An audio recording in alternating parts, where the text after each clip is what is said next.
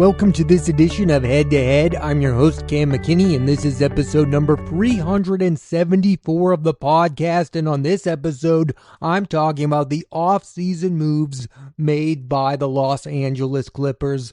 Over the last decade or so, when the Clippers are prohibitive favorites, they underachieve as a team, and when you count them out entirely, they end up being better than previously anticipated. And so far this NBA offseason, they've been one of the noisiest teams around. First, they traded away Norman Powell, bringing in big man John Collins, who is good but is always involved in trade rumors, and have signed free agent big man Brook Lopez and guards Bradley Beal and Chris Paul. I want to start with Bradley Beal. Maybe this is an overstatement, but the Clippers have become a destination for star players to resurrect their careers. James Harden had a not-so-great tenure with the Philadelphia 76ers. He joined the Clippers and has inarguably played better.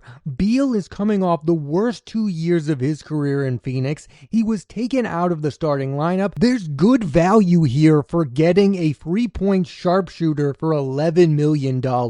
But another way of looking at this move is the Clippers are bringing in another injury-prone player who misses a lot of regular season games. What we have learned during his time in Phoenix is Beal is not the ideal third star on a super team we had all imagined he was. That he was going to be like what Ray Allen was when he was paired with Paul Pierce and KG. When Beal played with KD and Devin Booker, saying it was nowhere near like that is a massive understatement. I like Bradley Beal as a player. At one point, I wanted him on my team, but he's not a superstar, and his star status is in jeopardy. Next, you have Brook Lopez, who may be 37 years old, but he's coming off of a year where he averaged 13 points per game and shot 37% from three-point range. His game is aging well because he's not playing down low as much. I've made this comparison before. He's like Al Horford, who early on in his career was a more standard big man, but later on added the three to his arsenal. In fact, Lopez has hit the second most three-pointers ever by a center with 1,075, behind only Karl Anthony Towns, while Horford is fourth all-time with 877. Stretch big men are still a rare commodity. That's one thing I really like about the current state of the Clippers roster, their rotation of big men. You have Ivica Zubac, arguably the most underrated big in the league, who averaged a double-double for the first time in his career last year. John Collins shot 39% from three last year, and Brook Lopez, a veteran presence, still good at basketball and has been on a winning team, which is important. That gets us to Chris Paul, who is a no-doubt future Hall of Famer. He had his best 6 years with the Clippers, but now he's 40 years old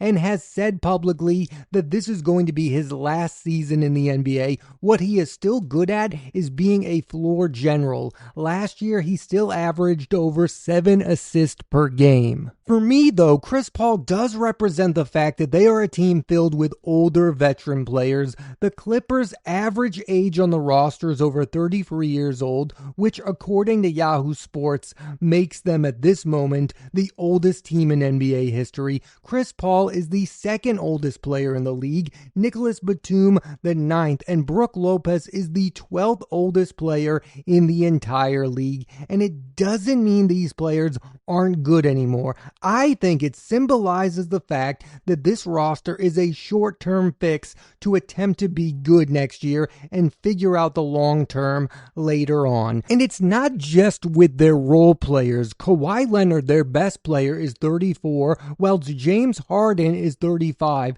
If this roster is going to win, it's going to happen next season. Are the Clippers on paper currently better than last year? I do think so. They won 50 games and lost in the first round to Denver. Having said that, things have to go their way, meaning Kawhi Leonard needs to remain somewhat healthy if they are going to be a legit team. What I like is that they are going to have a full season with shooting guard Bogdan Bogdanović, who is a career 38% three-point shooter, and like I said earlier, they are deep with bigs. I think now's a good time to talk about the name James Harden. I know a lot of you NBA fans are down on this guy. He's a stat stuffer. He doesn't show up big in the playoffs, and all of those are true statements. I just think that Kawhi Leonard is the player to be watching when it comes to the Clippers. Yes, James Harden can be the old James Harden. He can be the new James Harden, but nothing is going to change for the Clippers if Kawhi Leonard is not at an MVP level. One could argue that the Clippers did have a disappointing end to last season. It felt like they were going to be a team that made a run, but I was really positive about what they did last season. I mean, they did lose Paul George. No matter what you feel about him, he's one of the better two-way players in the entire league. And Ty Lue has really become a head coach that I do respect. I think he knows what to do at the bare minimum to have a winning basketball team. He clearly knows how to deal with star players, LeBron James, Kawhi, Paul George, James Harden. He's that level as a head coach. I don't think he's a top 3 head coach in the league,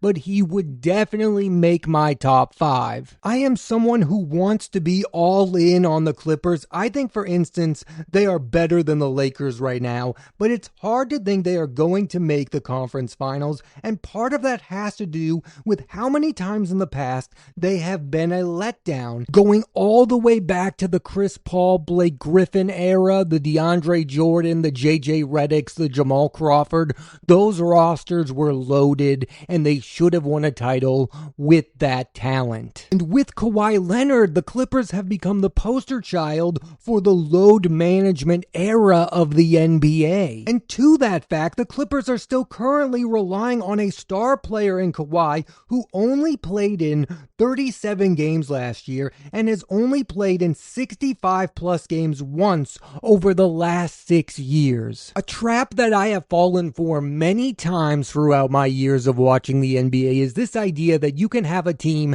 that has a middling regular season and then they can have you believing that they are going to turn it on and flip the switch for the postseason. That rarely ever happens. Yes, it happened a few times for LeBron James when he was with the Cavaliers, but he was an all-world talent. The Clippers just don't have that. Kawhi Leonard isn't playing in 70-plus games, and usually at the end of the season in the postseason, that's when he's wearing down. Kawhi Leonard is a 2-times Finals MVP, a former Defensive Player of the Year. The guy is going to make it to the Naismith Basketball Hall of Fame. But we are at a point in time where I think it would be a surprise if Kawhi Leonard ended up winning the NBA Finals as a member of the Clippers. And man, did I buy the hype when he went to the Clippers. I was all in on them becoming one of the best defensive teams in NBA history alongside Paul George.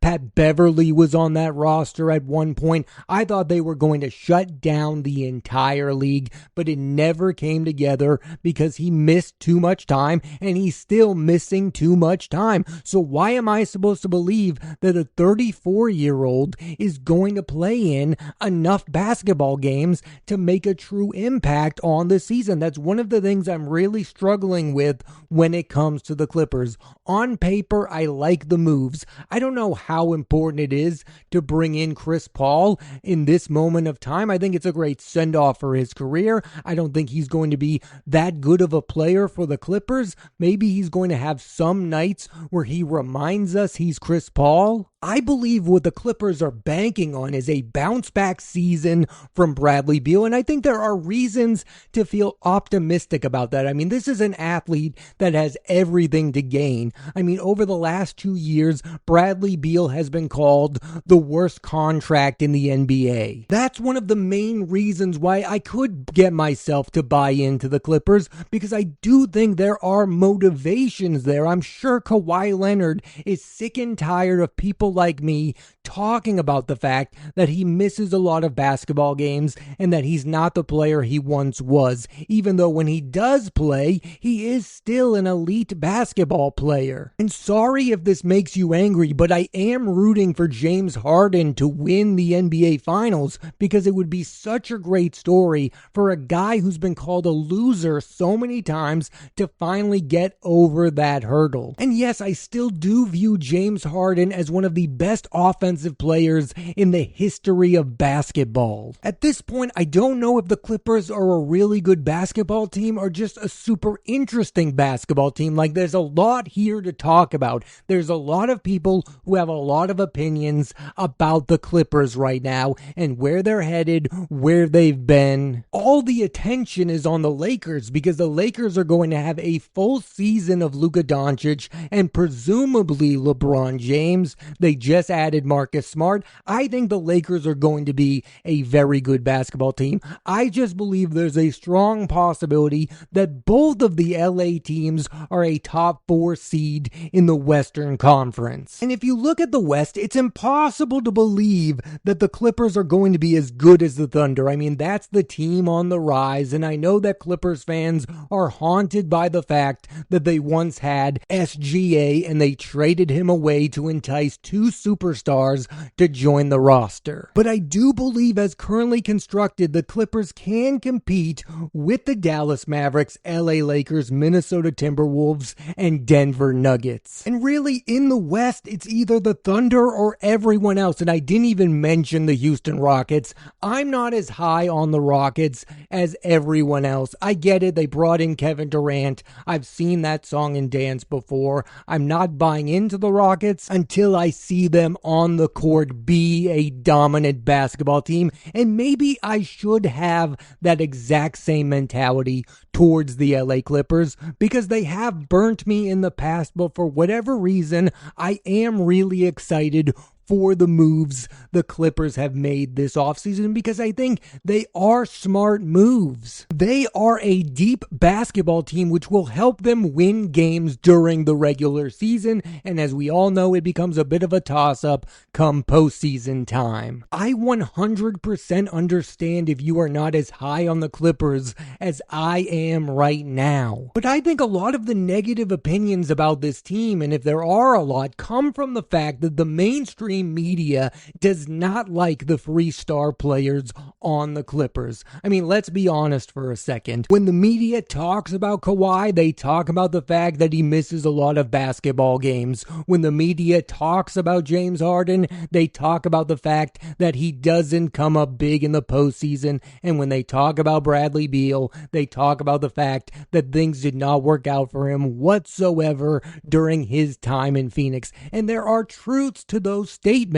But overall, with 3 players, I will make this statement that there have been way more good times than bad when it comes to their basketball careers. Yes, Kawhi Leonard has become the face of load management like I was talking about earlier, but he has also dealt with a lot of injuries. He is an aging player, and I'm not one of these people who want Kawhi Leonard to play in more games because I'm upset by the fact that he's missed so much time. No, I want Kawhi Leonard to play in more basketball games because I believe he is a great player and he is very entertaining to watch play the game of basketball. I am a fan of Kawhi Leonard. That's why I want to see more Kawhi Leonard. When he's at his best, he's the best two-way player in the entire NBA. When it comes to Bradley Beal, I truly feel like he was just in a terrible situation with the Phoenix Suns. Being paired with Kevin Durant and Devin Booker did not make sense because none of those 3 players are elite defensively. I also admire the fact that Bradley Beal stuck it out all of those years with Washington. He was really trying to make that work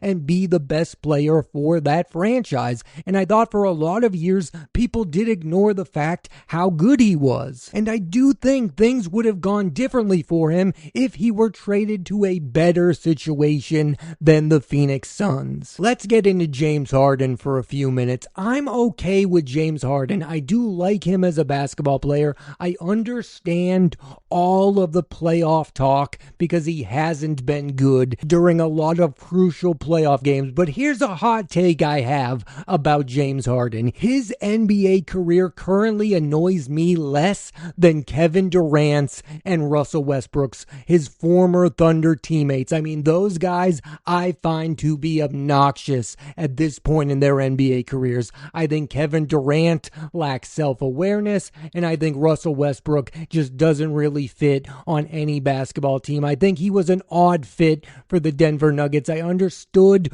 why he was on the team, but I also think that the Nuggets were playing him a little bit too much. Harden just is what he is at this point. He's a still very good scorer. He's a very good passer. He's not always going to play at his best in the biggest moments, but from night to night, you understand what you are going to get out of James Harden during the regular season, and there are still some nights where he can have a special scoring night and be the best player on the floor. I understand there are a lot of people who do not like watching this man play the game of basketball. I am not one of those people. I think he is wildly entertaining. His game to me has aged well, and I'll also mention the fact that last season he played in 79 games. This guy does not miss basketball games. That's a plus for me. I am a fan of his, and I do want him to win the NBA Finals at some point. I don't think it's going to happen this season with the Clippers,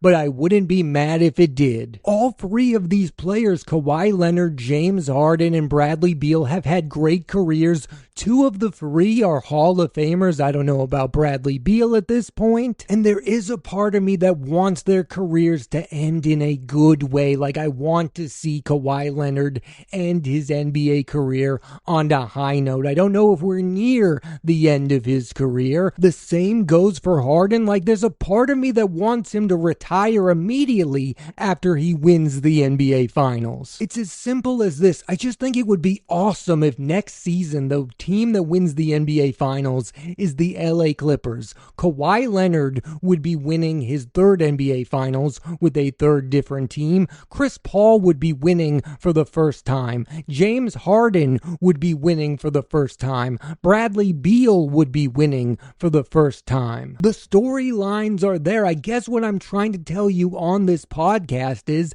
I think there are reasons for why you should be rooting for the LA Clippers to be a very good basketball team. And there are logical reasons as to why you should feel like they are one. They have made really good, solid moves this offseason. And this is an NBA offseason where I find it really hard to find a clear, definitive winner. I know a lot of you feel like it's the Houston Rockets adding Kevin Durant.